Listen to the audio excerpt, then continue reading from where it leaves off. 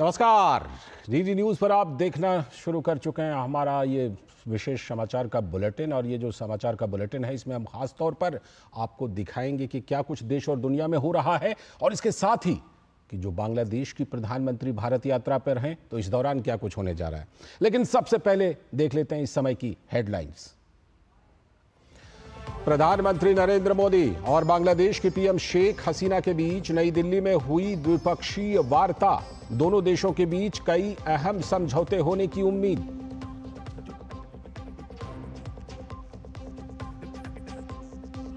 केंद्रीय वित्त मंत्री निर्मला सीतारमण की अध्यक्षता में नई दिल्ली में आज होगी जीएसटी काउंसिल की 53वीं बैठक। निर्मला सीतारमण ने सभी राज्यों और केंद्र शासित प्रदेशों के वित्त मंत्रियों से की मुलाकात।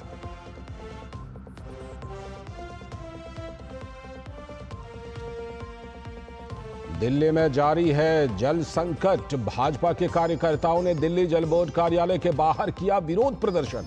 पार्टी के प्रवक्ता शहजाद पूनावाला ने केजरीवाल सरकार पर टैंकर माफिया को बचाने का लगाया आरोप। नीट पेपर लीक मामले में बिहार पुलिस की आर्थिक अपराध इकाई को मिली बड़ी सफलता। कल देर रात आरोपी सिंटू को झारखंड के देवघर से किया गया गिरफ्तार।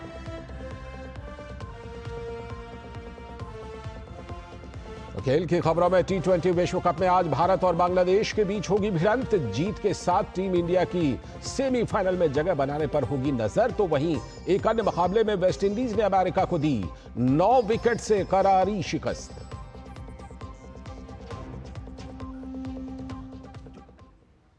ये थी समय तक की बड़ी हेडलाइंस। और सबसे पहले आज की पहली और बड़ी खबर, और वो पहली और बड़ी खबर है बांग्लादेश की प्रधानमंत्री की भारत यात्रा से जुड़ी हुई। प्रधानमंत्री नरेंद्र मोदी और बांग्लादेश की प्रधानमंत्री शेख हसीना के बीच नई दिल्ली के हैदराबाद हाउस में मुलाकात हुई। दोनों देशों के नेताओं के बीच द्विपक्षीय वार्ता भी हुई। वहीं दोनों पक्षों के बीच प्रतिनिधिमंडल स्तर वार्ता के दौरान कई समझौता ज्ञापनों पर हस्ताक्षर होने की उम्मीद है। पिछले कुछ वर्षों में भारत और बांग्लादेश के बीच समग्र रणनीतिक संबंध और प्रगाढ़ हुए हैं। भारत की पड़ोसी प्रथम नीति के तहत बांग्लादेश एक महत्वपूर्ण साझेदार है, और यह सहयोग सुरक्षा, व्यापार, वाणिज्य, ऊर्जा, संपर्क, विज्ञान एवं प्रौद्योगिकी, रक्षा और समुद्री मामलों तक फैला हुआ है।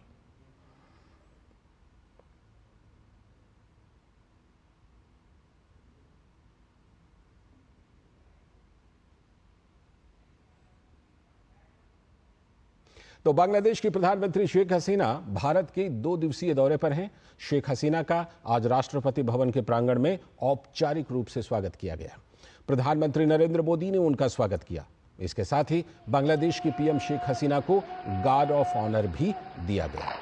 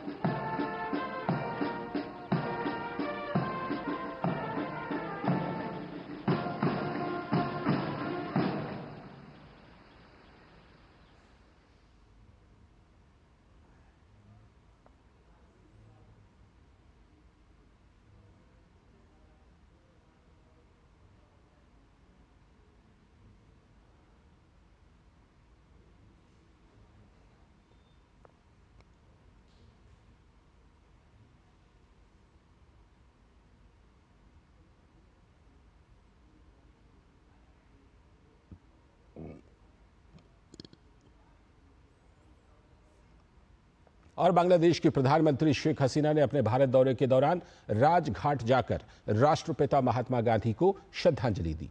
शेख हसीना ने आगंतुक पुस्तिका पर अपने विचार भी साझा किए।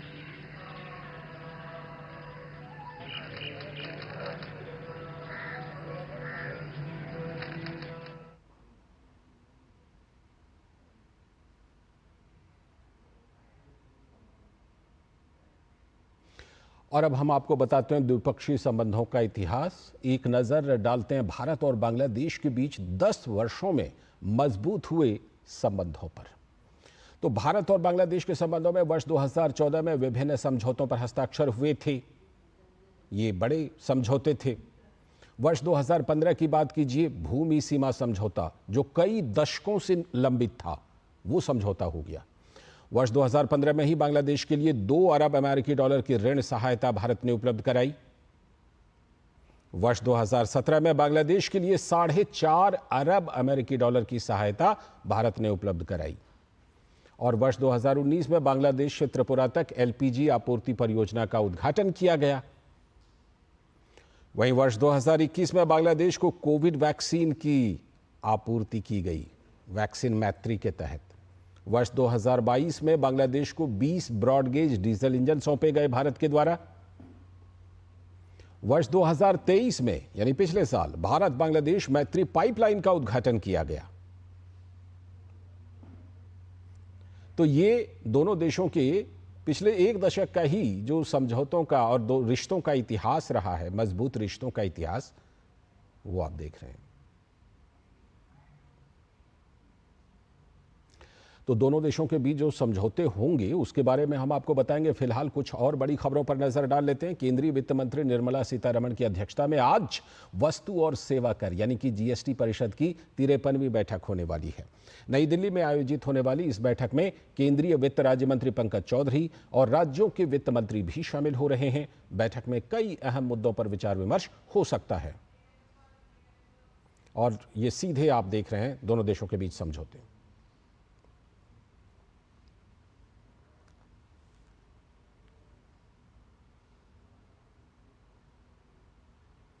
Distinguished guests, ladies and gentlemen, I welcome you all to this ceremony where we shall witness some shining examples of India-Bangladesh bilateral cooperation.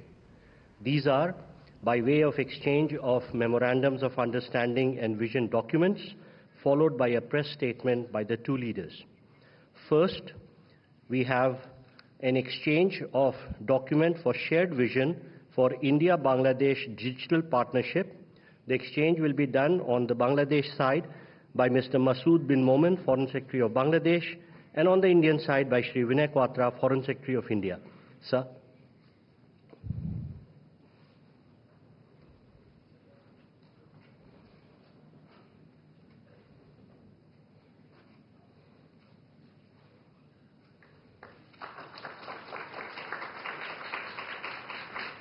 I would request the 2 foreign secretaries to remain standing. Next 3 documents are also to be exchanged by the foreign secretaries.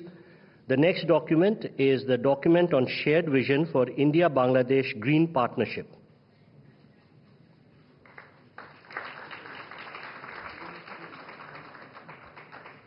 Next, we have the MOU on maritime cooperation and blue economy.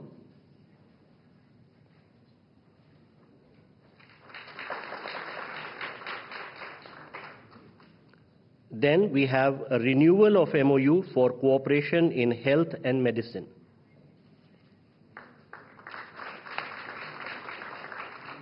Thank you, Foreign Secretaries. Next, we have an exchange of MOU between InSpace and Bangladesh's Ministry of ICT and Telecom. From the Bangladesh side, may I request Dr. Shahjahan Mahmood, Chairman and CEO of Bangladesh Satellite Company Limited, and from the Indian side, Shri S. Somnath, Secretary, Department of Space.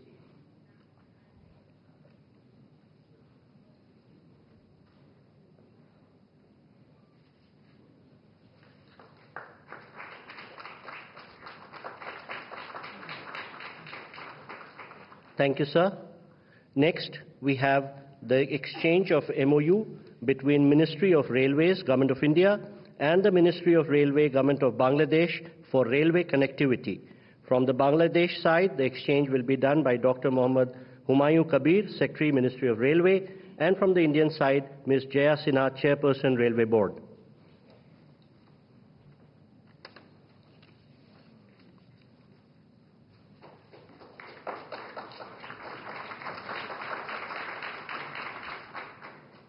Thank you, ma'am. Thank you, sir. Next, we have the exchange of MOU for cooperation in oceanography between Bangladesh Oceanographic Research Institute and India's National Institute for Oceanographic Institute under CSIR. On the Bangladesh side, His Excellency Mohammad Mustafizur Rahman, High Commissioner of Bangladesh to India, and from the Indian side, Shri Pranay Verma, High Commissioner of India to Bangladesh.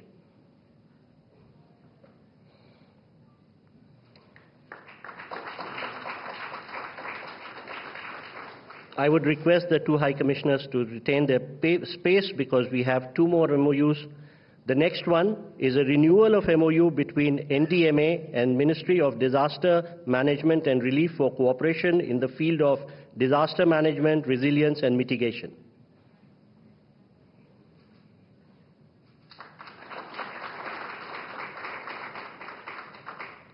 Next, we have a renewal of MOU for cooperation in fisheries.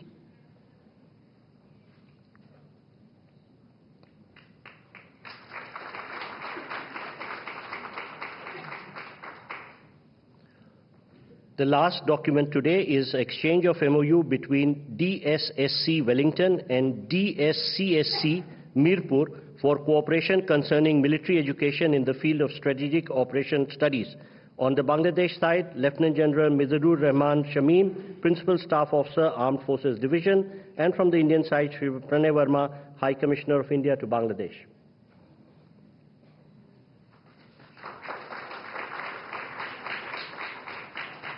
Thank you, gentlemen.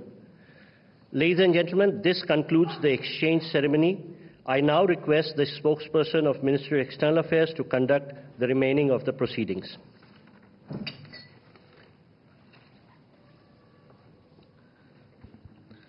Namaskar, good afternoon, Your Excellency Sheikh Hasina, Prime Minister of the People's Republic of Bangladesh, Honorable Prime Minister Shri Narendra Modi, Honorable Ministers, members of both delegations, distinguished guests and friends from the media.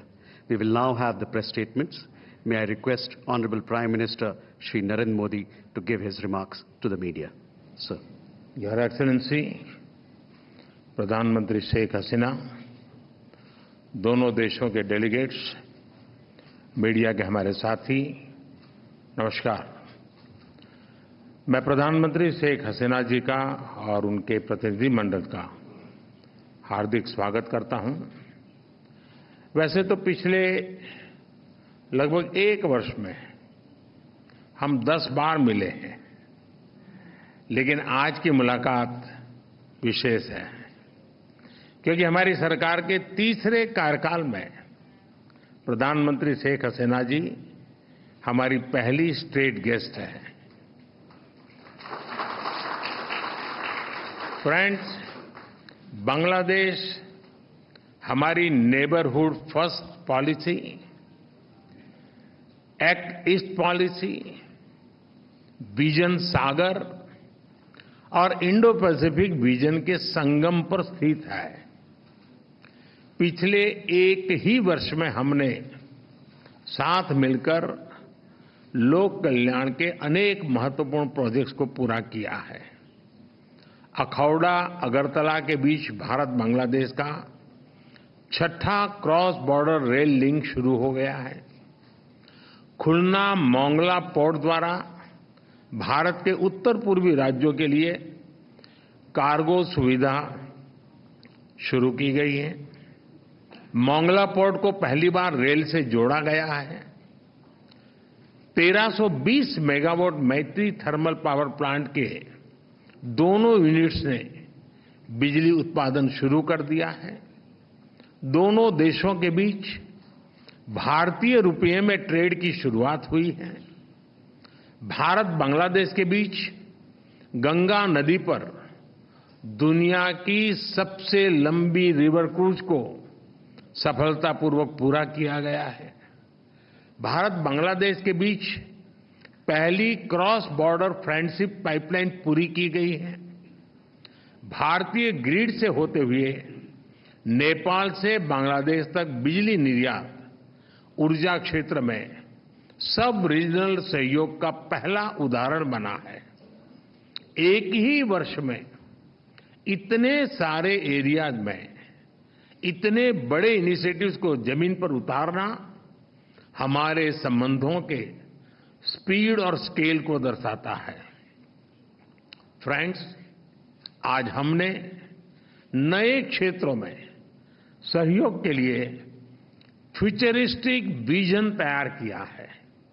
Green partnership, digital partnership, blue economy, space जैसे अनेक क्षेत्रों में सहयोग पर बनी सहमति का लाभ दोनों देशों के युवाओं को मिलेगा। भारत बांग्लादेश मैत्री सैटेलाइट हमारे संबंधों को नई ऊंचाई देगी। हमने अपने फोकस में रखा है कनेक्टिविटी, कॉमर्स और कोलैबोरेशन। पिछले 10 वर्षों में हमने 1965 से पहले की कनेक्टिविटी को रिस्टोर कर दिया है। अब हम और अधिक डिजिटल और एनर्जी कनेक्टिविटी पर बल देंगे। इससे दोनों देशों की अर्थव्यवस्थाओं को गति मिलेगी। हमारे आर्थिक संबंधों को नई ऊंचाई पर ले जाने के लिए दोनों पक्ष सीपा पर बातचीत शुरू करने के लिए सहमत हैं। बांग्लादेश के सिराजगंज में एक इनलैंड कंटेनर डिपो के निर्माण के लिए भारत समर्थन देगा। फ्रेंड्स, 54 साझा नदियां भारत और बांग्लादेश को जोड़ती हैं। Flood management, early warning, drinking water projects पर हम सहयोग करते आए हैं। हमने 1996 के गंगा रिवर ट्रीटी के रिन्यूअल के लिए टेक्निकल स्तर पर बातचीत शुरू करने का निर्णय लिया है। बांग्लादेश में तीस्ता नदी के संरक्षण एवं प्रबंधन पर बातचीत के लिए शीघ्र ही एक टेक्निकल टीम बांग्लादेश का दौरा करेगी। फ्रेंड्स, रक्षा सहयोग को और मजबूत करने के लिए डिफेंस प्रोडक्शन से लेकर सैन्य बलों के आधुनिकीकरण पर हमारी विस्तार से चर्चा हुई। हमने काउंटर टेररिज्म, कट्टरवाद और बॉर्डर के शांतिपूर्ण प्रबंधन पर अपनी सहभागिता को मजबूत करने का निश्चय किया है। इंडियन ओशन क्षेत्र के लिए हमारी विजन समान है। इंडो पैसिफिक ओशन इनिशिएटिव्स में शामिल होने के लिए बांग्लादेश के निर्णय का हम स्वागत करते हैं। हम बिम्स्टेक सहित अन्य रीजनल और अंतर्राष्ट्रीय फोरम पर भी अपना सहयोग जारी रखेंगे। फ्रेंड्स, हमारी साझा संस्कृति और vibrant people to people exchanges हमारे संबंधों की नींव है। हमने स्कॉलरशिप, ट्रेनिंग और कैपेसिटी बिल्डिंग को और बढ़ाने का निर्णय लिया है।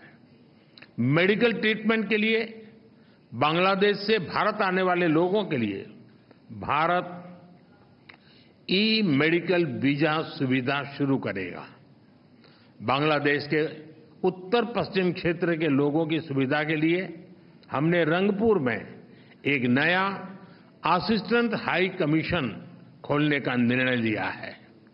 आज शाम के क्रिकेट वर्ल्ड कप मैच के लिए मैं दोनों टीमों को अपनी शुभकामनाएं देता हूं। फ्रेंड्स, बांग्लादेश भारत का सबसे बड़ा डेवलपमेंट पार्टनर है और बांग्लादेश के साथ अपने संबंधों को हम अत्यधिक प्राथमिकता देते हैं। मैं बंगबंधु के स्थिर, समृद्ध और प्रगतिशील बांग्लादेश के विजन को साकार करने में भारत की प्रतिबद्धता को दोहराता हूं। 2026 में बांग्लादेश डेवलपिंग कंट्री बनने जा रहा है। सोनार बांग्ला को नेतृत्व देने के लिए मैं प्रधानमंत्री शेख हसीना जी का अभिनंदन करता हूं। मुझे पूरा विश्वास है कि हम साथ मिलकर विकसित भारत 2047 और स्मार्ट बांग्लादेश 2041 के संकल्पों को सिद्धि तक ले जाएंगे। बहुत बहुत धन्यवाद। Thank you, sir.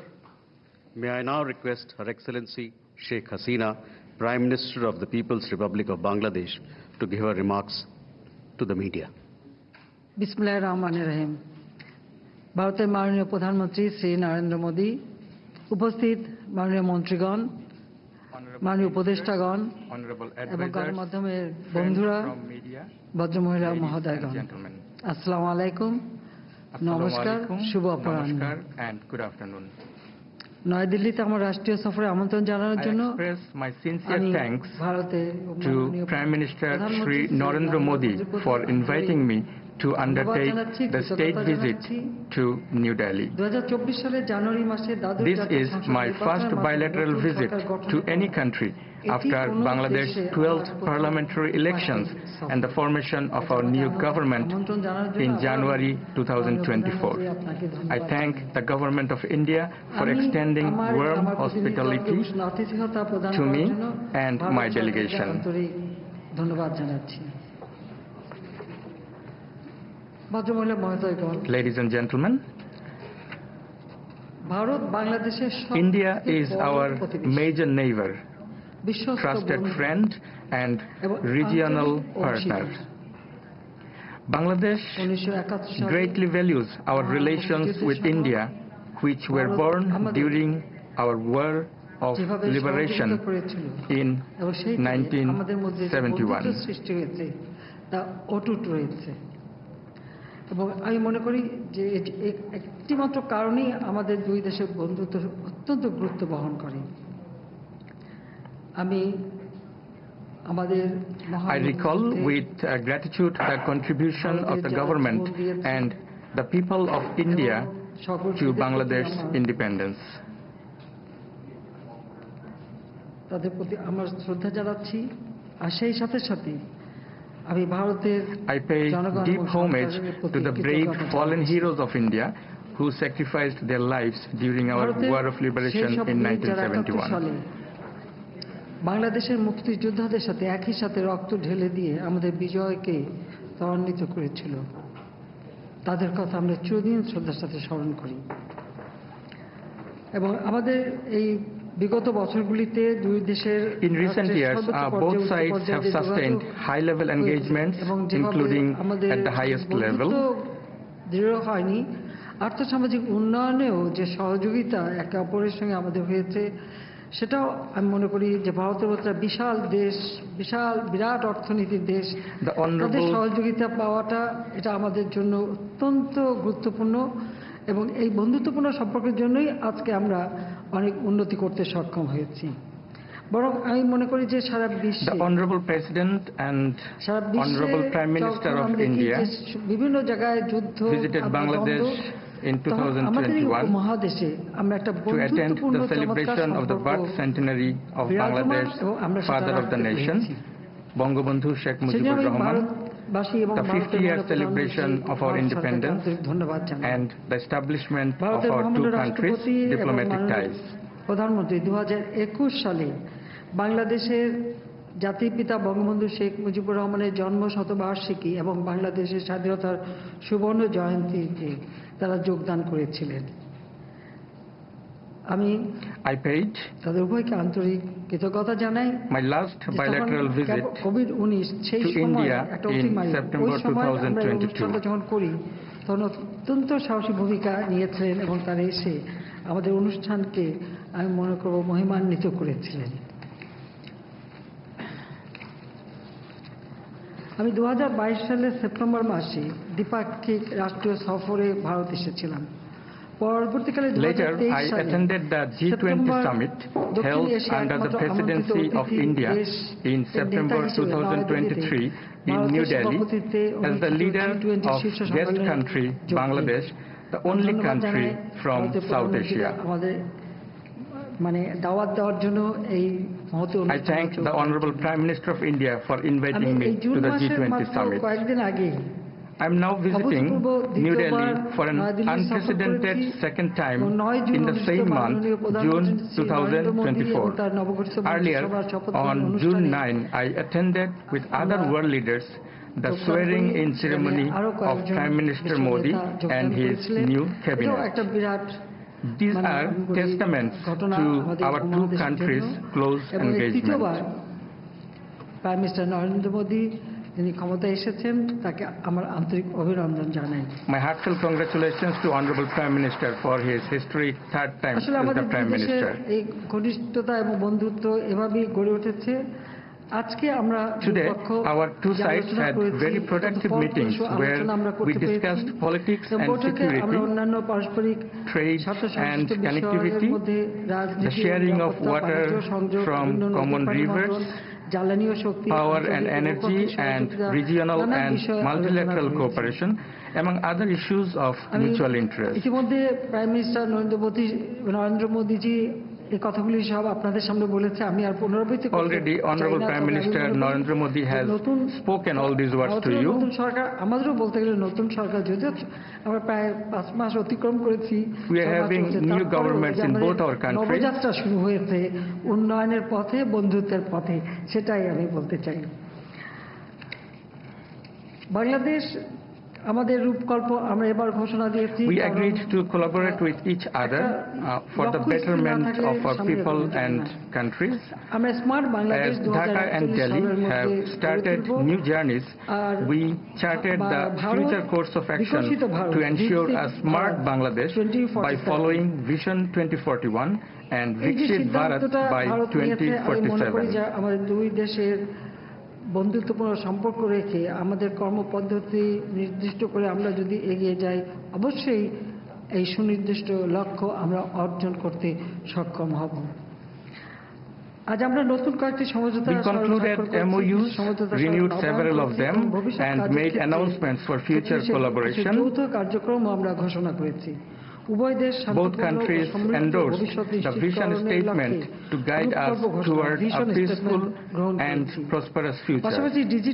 We agreed to have a shared vision for digital partnership and green partnership for a sustainable future. দুটি সমন্বিত রূপকল্পকে সামনে রেখে কাজ করতে আমরা দুই পক্ষই সম্মত হয়েছি। উপস্থিত Ladies and gentlemen, Bangladesh-India relations are ever growing at a fast pace. Today, I held a meeting with Prime Minister Shri Narendra Modi where we discussed the ways and means of collaborative engagement between the two countries.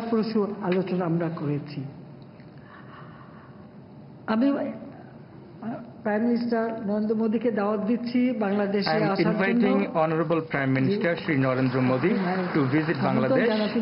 आइए बांग्लादेश में, देखिए बांग्लादेश को कितना कुछ हमने कर पाया और हमने क्या करेंगे। तो আমি নরেন্দ্র মোদীজিকে দাওয়াত দিচ্ছি বাংলাদেশে আসার জন্য। I would like to take this opportunity to reiterate my invitation to Prime Minister Shri Narendra Modi to visit Bangladesh to further strengthen the friendly relation of our two countries.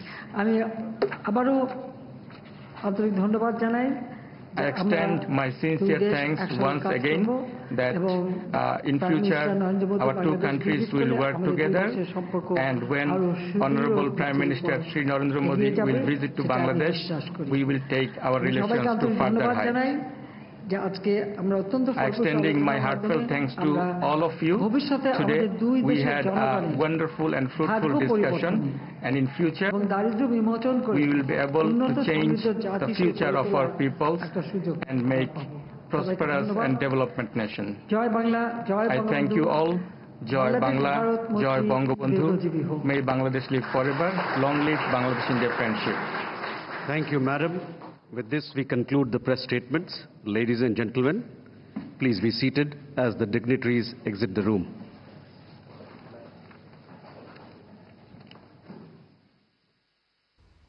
सीधा प्रसारण आप नई दिल्ली के हैदराबाद हाउस से देख रहे थे, जहां पर भारत और बांग्लादेश के बीच कई क्षेत्रों में समझौते हुए दोनों देशों के प्रधानमंत्री संबोधित कर रहे थे। और संबोधित करते हुए प्रधानमंत्री नरेंद्र मोदी ने जो बड़ी बातें कही हैं, वो बड़ी बातें हम आपको बताते हैं कि प्रधानमंत्री ने क्या कही हैं। वो बड़ी बात, दोनों देशों के बीच डिजिटल पार्टनरशिप पर समझौता हुआ। ये भारत और बांग्लादेश के बीच कई समझौते की बड़ी बातें हैं। और दूसरी बड़ी बात यह है कि दोनों देशों के बीच, भारत और बांग्लादेश के बीच ग्रीन पार्टनरशिप पर भी समझौता हुआ। तो बांग्लादेश की प्रधानमंत्री जो भारत यात्रा पर हैं, इस दौरान ये बड़े समझौते हुए। समुद्री और ब्लू इकोनॉमी पर MOU हुआ दोनों देशों के बीच। साथ ही स्वास्थ्य के क्षेत्र में भी भारत और बांग्लादेश के बीच MOU हुआ। दोनों देशों के बीच समझौते पत्र पर हस्ताक्षर किए गए। सहमति पत्र पर अंतरिक्ष के क्षेत्र में भी MOU यानी स्पेस सेक्टर में दोनों देशों के बीच MOU हुआ और मैत्री सैटेलाइट्स की बात भी हुई। दोनों देशों के बीच रेलवे पर भी MOU किया गया भारत और बांग्लादेश के बीच। साथ ही समुद्र विज्ञान पर भी दोनों देशों के बीच इस क्षेत्र में भी MOU हुआ है। दोनों देश इस क्षेत्र में भी मिलकर काम करेंगे। आपदा प्रबंधन पर MOU का नवीनीकरण हुआ, यानी पहले से ही यह समझौता है, उसी को रिन्यूअल किया गया है। ठीक उसी तरह से जो मत्स्य पालन के क्षेत्र में दोनों देशों के बीच समझौता है, उसका भी नवीनीकरण किया गया है, रिन्यूअल किया गया है। सैन्य सहयोग पर दोनों देशों के बीच समझौता हुआ है।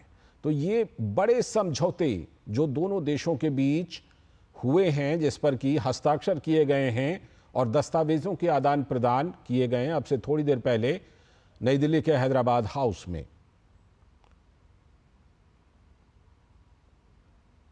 अभी वक्त है एक ब्रेक का। ब्रेक के बाद हम आपको दिखाएंगे कुछ और बड़ी खबरें।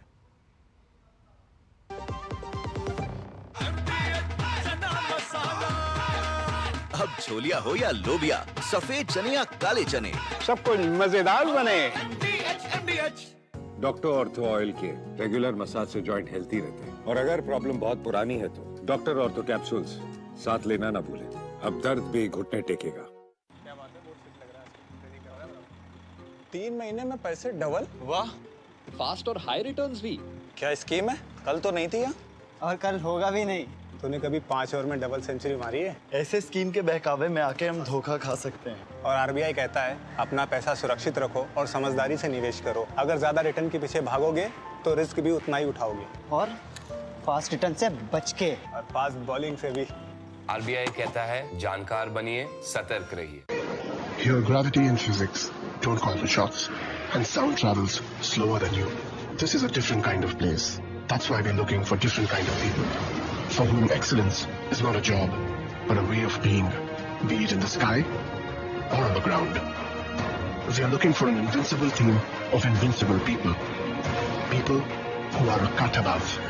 Join the Indian Air Force to be a cut above. लाल रंग इसका अपार, तीखा कम है फिर भी स्वाद। बेमिसाल MDH Kashmiri. MDH Kashmiri. MDH। स्वागत है। ब्रेक के बाद डीडी न्यूज पर आप देख रहे हैं समाचारों का बुलेटिन। हमने ब्रेक से पहले आपको दिखाया कि भारत और बांग्लादेश के बीच कई बड़े समझौतों पर हस्ताक्षर हुए। अब हम आपको दिखाते हैं आज की कुछ और बड़ी खबरें। केंद्रीय वित्त मंत्री निर्मला सीतारमण ने आज नई दिल्ली में आगामी केंद्रीय बजट 2024-25 के लिए राज्यों और केंद्र शासित प्रदेशों के वित्त मंत्रियों के साथ बजट पूर्व बैठक की अध्यक्षता की। बैठक में केंद्रीय वित्त राज्य मंत्री पंकज चौधरी भी मौजूद रहे, जबकि गोवा, मेघालय, मिजोरम, नागालैंड और सिक्किम के मुख्यमंत्रियों के अलावा बिहार, मध्य प्रदेश, ओडिशा, राजस्थान और तेलंगाना के उप मुख्यमंत्रियों समेत विभिन्न राज्यों के वित्त मंत्री और अन्य मंत्री भी इस बैठक में शामिल हुए। अब बात रोजगार की। जून के महीने में रोजगार सृजन के मोर्चे पर अच्छी खबर है। मैन्युफैक्चरिंग और सर्विसेज सेक्टर में मांग बढ़ने से जून महीने में 18 सालों में सबसे तेज गति से रोजगार का सृजन हुआ है। HSBC के एक सर्वे के मुताबिक जून में भारत का कंपोजिट PMI 60.9 दर्ज किया गया, जो मई महीने में 60.5 दर्ज किया गया था। बता दें कि 50 से अधिक PMI अर्थव्यवस्था में बढ़ती मांग और रोजगार सृजन को दिखाता है। लगातार 35 महीनों से भारत से परचेजिंग मैनेजर्स इंडेक्स यानी कि PMI में बढ़ोतरी दर्ज की जा रही है। कंपोजिट PMI की ये शुरुआती आंकड़े हैं, जिनमें बाद में बदलाव भी संभव है। सेवा क्षेत्र में भी मांग में तेजी बरकरार है। सर्वे में कहा गया है कि मैन्युफैक्चरिंग और सेवा क्षेत्र में तेजी दर्ज की गई है, जबकि एक्सपोर्ट मांग में थोड़ी सुस्ती नजर आई है। मांग बढ़ने से कंपनियों पर नौकरी देने का दबाव बढ़ा है और रोजगार सृजन की रफ्तार 18 सालों में सबसे तेज नजर आई। S&P ग्लोबल हर महीने मैन्युफैक्चरिंग और सर्विसेज दोनों ही सेक्टर्स में काम कर रही कंपनियों का सर्वे करता है और दोनों सेक्टर के मिले जुले प्रदर्शन को कंपोजिट PMI इंडेक्स के तौर पर जारी किया जाता है। और अब बात नीट पेपर लीक मामले की, जिसमें बिहार पुलिस की आर्थिक अपराध इकाई को बड़ी सफलता मिली है। पुलिस विभाग के सूत्रों से मिली जानकारी के मुताबिक EOU ने कल देर रात 1 बजे सिंटू नाम के आरोपी को झारखंड के देवघर से गिरफ्तार कर लिया। प्रारंभिक पूछताछ में ही अपराधी ने अपना गुनाह भी कबूल कर लिया। हालांकि आधिकारिक रूप से अभी कोई बयान जारी नहीं किया गया है। सूत्रों के अनुसार आरोपी ने बताया कि उसे रवि आत्री से प्रश्न पत्र और उत्तर प्राप्त हुए थे। इसके बाद उसने प्रश्न पत्र और उत्तर अमित आनंद और नीतीश कुमार को व्हाट्सएप के जरिए भेजे। आज शाम या देर रात तक सिंटू को जांच एजेंसी पटना लेकर पहुंच सकती है। इस वक्त बिहार पुलिस और आर्थिक अपराध इकाई मामले के मुख्य आरोपी संजीव मुखिया की तलाश में जुटी है। नीट परीक्षा वाले दिन पटना पुलिस के शास्त्री नगर थाने से जिस प्ले स्कूल पर छापेमारी की गई थी, उसके मालिक प्रभात रंजन पर आरोप है कि उसने अभ्यर्थियों को उत्तर याद करवाए थे।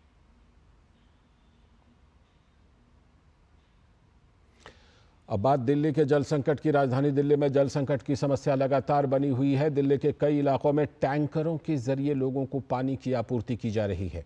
दिल्ली में जल संकट को लेकर भाजपा कार्यकर्ताओं ने दिल्ली जल बोर्ड कार्यालय के बाहर विरोध प्रदर्शन किया।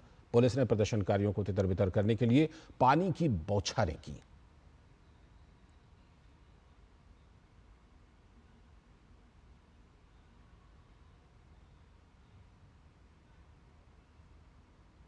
तो भाजपा के नेता शहजाद पूनावाला ने दिल्ली सरकार में जल मंत्री आतिशी मालेना पर हमला बोलते हुए कहा कि वो टैंकर माफिया के खिलाफ कार्रवाई करने की बजाय प्रदर्शन कर रही हैं। उन्होंने कहा कि वो टैंकर माफिया को क्यों बचा रही हैं। ये धरना किसके खिलाफ कर रही हैं आतिशी जी? वो खुद सरकार में है, उनके पास जल विभाग है, उनके पास जल बोर्ड है, उनके पास MCD है, उनके पास सारे विभाग है, और फिर वो धरना कर रही हैं।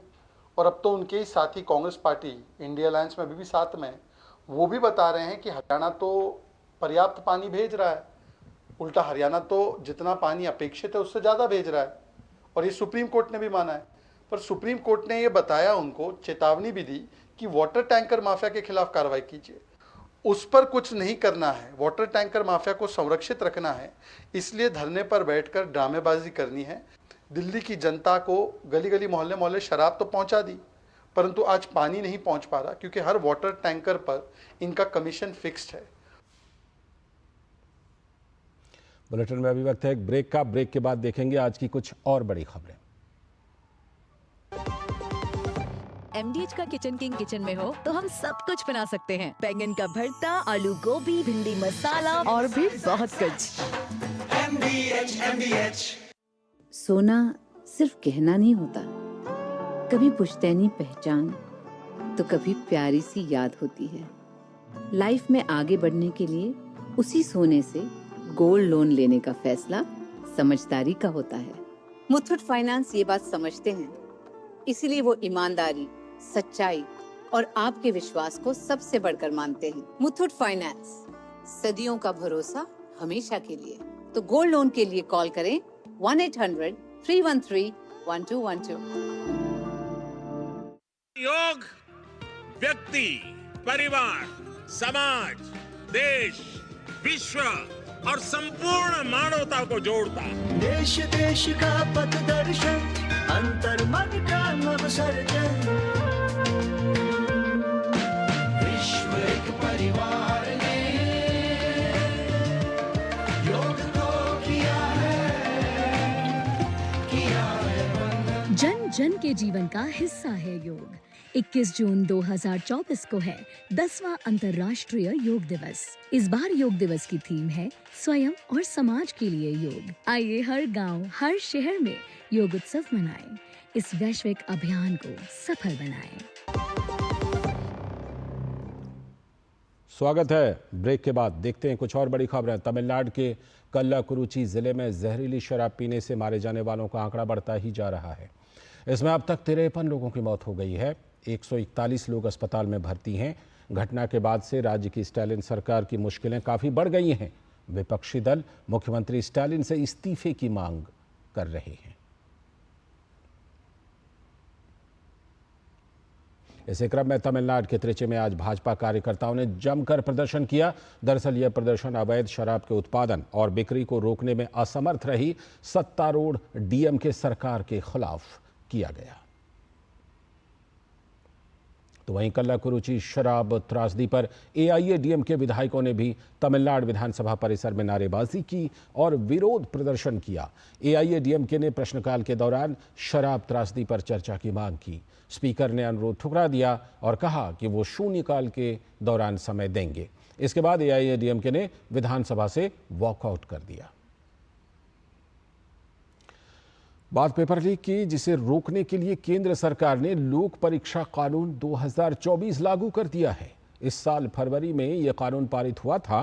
इस कानून को राष्ट्रपति द्रौपदी मुर्मू मंजूरी दे चुकी हैं। सरकार ने कानून की अधिसूचना जारी कर दी है। लोक परीक्षा विधेयक 2024 के तहत कड़ी सजा का प्रावधान है।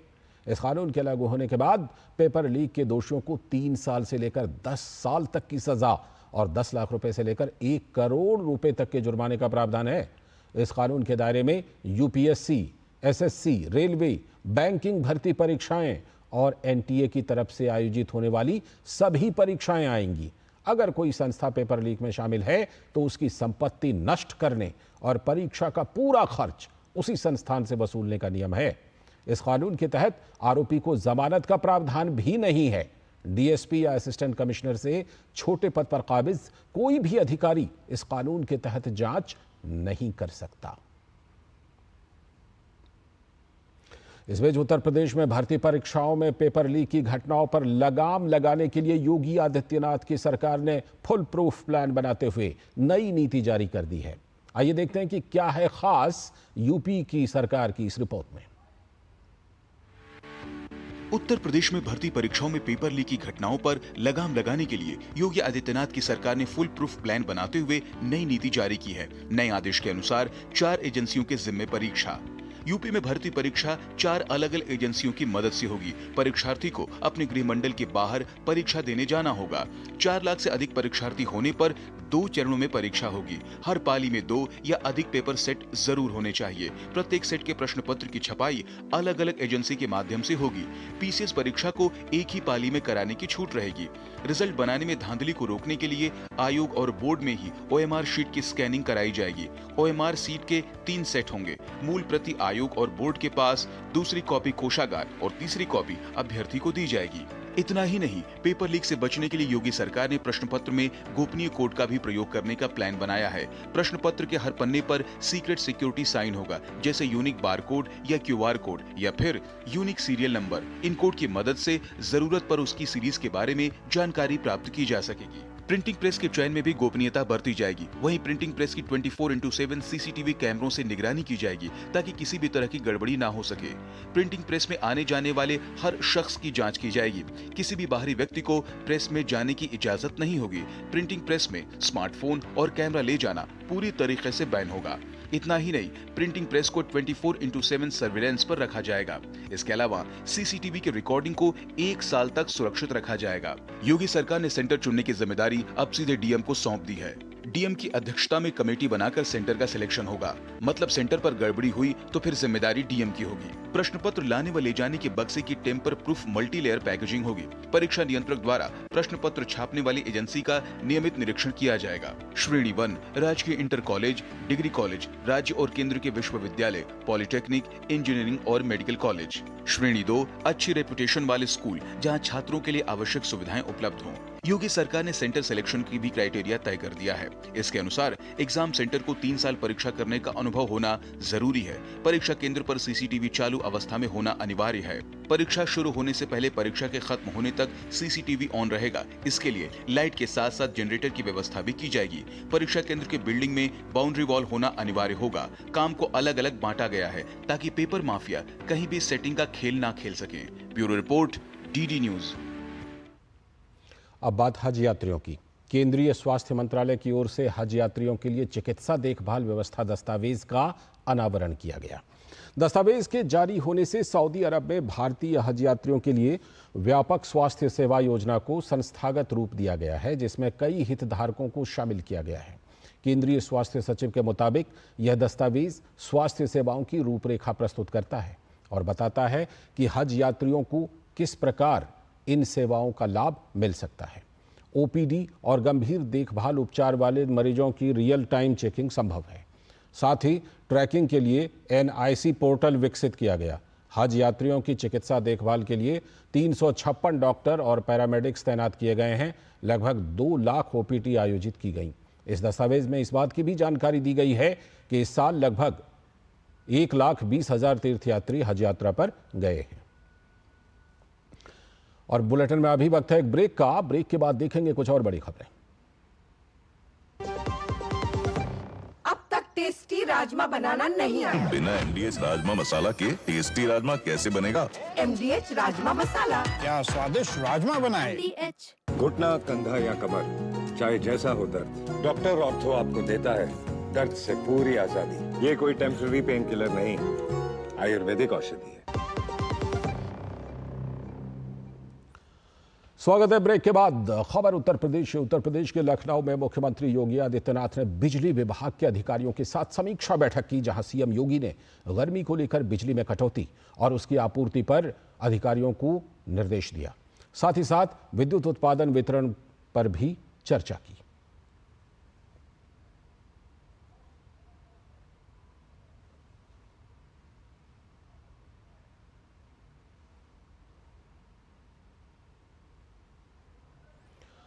तो बिजली की समस्या को लेकर उत्तर प्रदेश के मुख्यमंत्री योगी आदित्यनाथ ने ये बैठक की है और बड़े अधिकारियों के साथ मुख्यमंत्री योगी आदित्यनाथ ने समस्या का जायजा लिया है कि खासतौर पर इन गर्मियों में किस तरह से बिजली कटौती की जा रही है, तो उसकी किस तरह से सामान्य आपूर्ति हो सके और किस तरह से बिजली की व्यवस्था को देखा जाए ताकि लोगों को कोई दिक्कत ना हो। तो सीएम योगी ने ये बड़े अधिकारियों के साथ समीक्षा बैठक की है। मुख्यमंत्री योगी आदित्यनाथ ने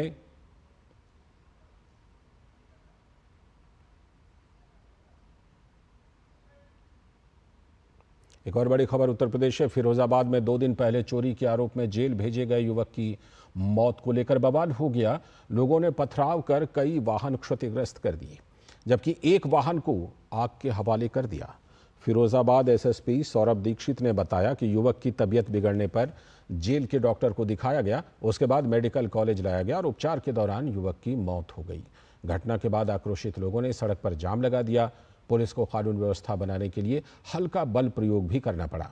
नगर के थाना दक्षिण क्षेत्र हिमाऊपुर में बड़ी तादाद में पुलिस फोर्स तैनात है और स्थिति को काबू में कर लिया गया है।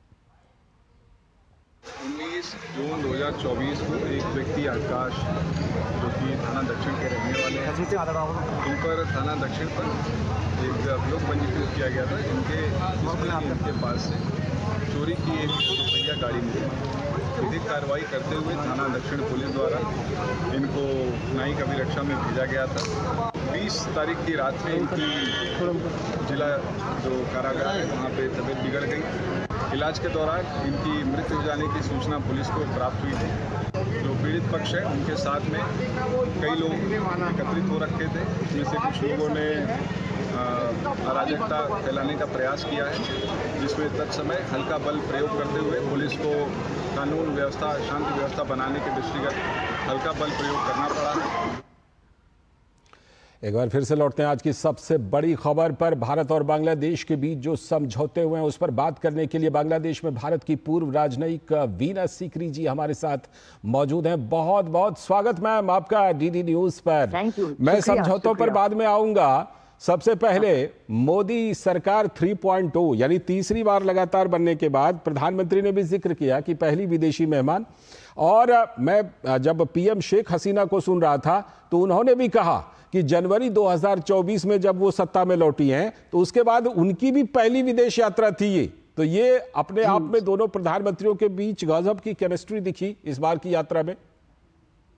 जी, बहुत ही अच्छा है। बहुत लगता है कि जैसे हमारे दोनों प्रधानमंत्रियों के बीच समझौता है, rapport है, अंडरस्टैंडिंग है, ये एक बहुत बड़ी बात है। और ये वाकई जो हमारे पड़ोस देश हैं, इनके साथ ऐसे ही होना चाहिए। मैं तो कहती हूँ कि भारत और बांग्लादेश के बीच जैसे संबंध हैं, ये हमारे प्रधानमंत्री की नेबरहुड फर्स्ट पॉलिसी का बहुत ही अच्छा मिसाल है, बहुत ही सक्सेसफुल मिसाल है। क्योंकि भारत और बांग्लादेश के बीच ऐसा समझौता है जैसे दो पड़ोसियों के बीच होना ही चाहिए। अब देखिए 4 जून को जब हमारे प्रधानमंत्री जी तीसरी बार शपथ ले रहे थे, शपथ ग्रहण कर रहे थे, तब भी प्रधानमंत्री हसीना जी यहाँ थी, उनके साथ ही वो बैठी हुई थी और बहुत ही खुश थी कि हमारे प्रधानमंत्री तीसरी बार शपथ ग्रहण करने हैं। और उसके तुरंत 3 हफ्ते बाद वो फिर आ गई हैं बायलैटरल विजिट पे, और इसलिए कि वो जरूर ये करना चाहती थी कि उनका पहला विदेश यात्रा भारत को ही होना चाहिए। ये उनके लिए बहुत महत्वपूर्ण था। उन्होंने कई बार ये कहा है। अगले महीने 10 दिन के बाद वो शायद चीन भी जाएंगी,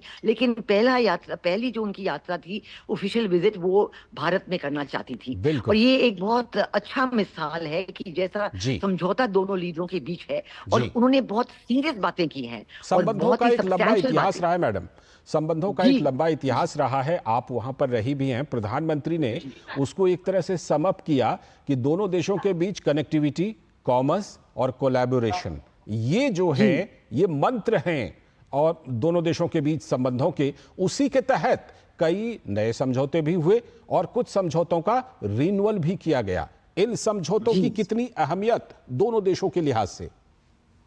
बहुत अहमियत है, क्योंकि हम देख रहे हैं कि पिछले 10 सालों से दोनों प्रधानमंत्री शेख हसीना जी और प्रधानमंत्री मोदी जी दोनों ने इतने डिटेल में, इतने गहराइयों में हमारे रिश्ते बढ़ाए हैं। कनेक्टिविटी की बात आपने की, कनेक्टिविटी, हर तरह की कनेक्टिविटी उन्होंने शुरू की है। ये आपको पता होना चाहिए कि सन 1965 के बाद जो पुराने सदियों पुराने रिश्ते थे, कनेक्टिविटी थी, वो टूट दी गई थी, क्योंकि पाकिस्तानियों ने 1965 वॉर के बाद सब कनेक्टिविटी तोड़ दी थी। और अब प्रधानमंत्री शेख हसीना जी ने खुद कहा कि हम उन्हीं कनेक्टिविटियों को, क्योंकि ये जो कनेक्टिविटी 1965 तक थी वो सदियों पुरानी थी, हम वही रिस्टोर कर रहे हैं। और तकरीबन सब रिस्टोर हो चुके हैं। उस पे समझौता जो 1-2 पे है वो भी वो कर रहे हैं। और कॉमर्स की बात जो रही, आपने जो कहा, जो दूसरा पिलर है, बहुत जरूरी पिलर है। और उसमें भी आप देखेंगे कि अब बांग्लादेश की एक्सपोर्ट्स भारत को $2 बिलियन से आगे बढ़ चुके हैं। और ये भी एक बहुत बड़ी बात है, क्योंकि पहले जमाने में जब मैं वहां थी तभी एक बहुत बड़ी कंप्लेंट बांग्लादेश की तरफ से यही थी कि हमारे एक्सपोर्ट्स, भारत को जो हमारे एक्सपोर्ट्स हैं वो बहुत कम है, और वो चाहते थे हमेशा कि ये एक्सपोर्ट बढ़े। तो हमने उनको रेगुलरली फ्री एक्सेस देके, मार्केट एक्सेस देके उनके एक्सपोर्ट्स अब 2 बिलियन से ऊपर हो गए। अब भारत के एक्सपोर्ट जरूर ज्यादा हैं, क्योंकि जो हमारे एक्सपोर्ट बांग्लादेश को जाते हैं वो उनके इनपुट्स बन जाते हैं, उनके वैल्यू एडेड करके गारमेंट्स इंडस्ट्री, फार्मास्यूटिकल इंडस्ट्री, उन चीजों में, कंस्ट्रक्शन इंडस्ट्री में लग जाते हैं। तो दोनों तरफ से बहुत क्लियर है कि म्यूचुअली बेनिफिशियल, जो दोनों तरफ को फायदा हो, ये हो रहा है दोनों ये तमाम समझौतों के बारे में हम लगातार अपने टेलीविजन स्क्रीन पर दिखा भी रहे हैं। लेकिन एक चीज पर आपकी टिप्पणी जरूर चाहूंगा कि रंगपुर में भारत की तरफ से नया कॉन्सुलेट भी खोला जाएगा। इसकी कितनी अहमियत है दोनों रिश्तों के लिहाज से, और दोनों देशों के रिश्तों के लिहाज से, और दोनों देशों के रिश्तों के भविष्य को लेकर? बहुत अहमियत है, क्योंकि यही कनेक्टिविटी का तरीका होता है। देखिए, बांग्लादेश से करीब, आप यकीन नहीं करेंगे, 10 से 15 लाख वीजा इशू होते हैं। हमारे जो बांग्लादेश में एम्बेसीज हैं, हाई कमीशन है और अन्य deputy high commission, assistant high commissioner के दफ्तर हैं, उनके जरिए ये वीजा इशू होते हैं। और वहाँ के लोग बहुत भारत आना चाहते हैं, पढ़ाई के लिए, रिलीजियस पिलग्रिमेज के लिए और अपने मेडिकल ट्रीटमेंट के लिए। लेकिन उनकी सहूलियत के लिए ये बहुत जरूरी है कि हमारे ये असिस्टेंट हाई कमिश्नर ऑफिसेज अलग अलग शहरों में हो, ताकि सारे लोगों को ढाका आने की जरूरत ना पड़े। क्योंकि ढाका में सब आ जाएं तो उनके लिए भी तकलीफ होती है, और ढाका में जो हमारे दफ्तर हैं उनको भी हैंडल करने के लिए तकलीफ होती है। तो अन्य शहरों में ये हमारे दफ्तर खुल जाएं, ये बहुत ही अच्छी बात है। और हमने देखा है कि सिलेट से लेके चित्तगोंग तक, चट्टग्राम तक सब जगह हम खोल रहे हैं, ईस्ट वेस्ट नॉर्थ साउथ चारों जगह खोल रहे हैं, और ये बहुत अच्छी बात है। ये बिल्कुल ये साबित करता है कि भारत और बांग्लादेश के बीच इतने जो हमारे रिश्ते हैं नई गहराइयों तक पहुंच रहे हैं, और लोगों के बीच जो समझौता और फ्रेंडशिप होनी चाहिए वो भी गहरी हो रही है और बहुत ही मीनिंगफुल हो रही है।